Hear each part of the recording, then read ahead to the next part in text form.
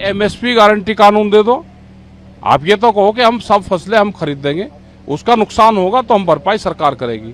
अभी बढ़ाओ ना, हमें किसानों को डिजिटल कैंपेन से जोड़ दो, हमारा गन्ने का भुगतान, दूसरी भुगतान भी आप डिजिटल से कर दो। अब कृषि में बहुत से सेक्टर आएंगे, आप कौन से सेक्टर में कितना फंड दोगे? आप कल तो ये भी कहोगे कि पुलिस को हमने इतना फंड दे दिया, उसकी तनख्वाह दे रहे हैं हम। ये जो सेक्टरों में पैसे देने की बात करी, इसको डिफाइन करना पड़ेगा कि किस सेक्टर में कितना जा रहा है और वो कहाँ लग रहा है। भाई बाढ़ आई, पूरा हमारा उत्तर प्रदेश और बिहार, बहुत हिस्से बाढ़ से प्रभावित हुए। क्या उन किसानों को लाभ मिल रहा है?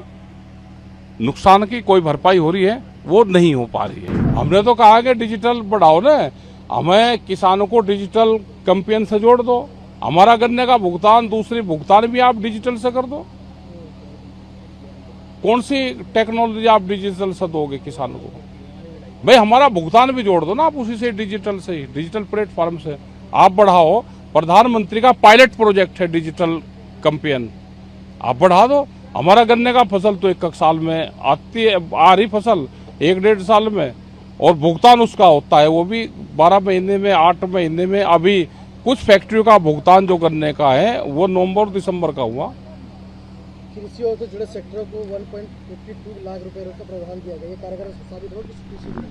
अब कृषि में बहुत से सेक्टर आएंगे, आप कौन से सेक्टर में कितना फंड दोगे? आप कल तो ये भी कहोगे कि पुलिस को हमने इतना फंड दे दिया, उसकी तनख्वाह दे रहे हैं हम। ये जो सेक्टरों में पैसे देने की बात करी, इसको डिफाइन करना पड़ेगा कि किस सेक्टर में कितना जा रहा है और वो कहाँ लग रहा है। आप भाव देने की बात नहीं करते, सारी बात करते हो भाई एमएसपी गारंटी कानून दे दो। आप ये तो कहो कि हम सब फसलें हम खरीद देंगे, उसका नुकसान होगा तो हम भरपाई सरकार करेगी, उसकी कुछ नहीं कर रही। अभी बाढ़ आई, पूरा हमारा उत्तर प्रदेश और बिहार, बहुत हिस्से बाढ़ से प्रभावित हुए। क्या उन किसानों को लाभ मिल रहा है?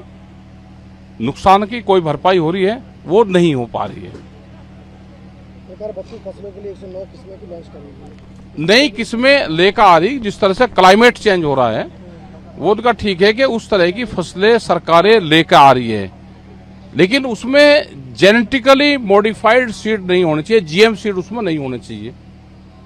फसलें तो हमारे वैज्ञानिक है जो रिसर्च सेंटर हैं, क्या उसको फंड लोकेट किया है? उस पर कितना फंड जाएगा? उसके धीरे धीरे फंड काट रहे हैं ये सारे।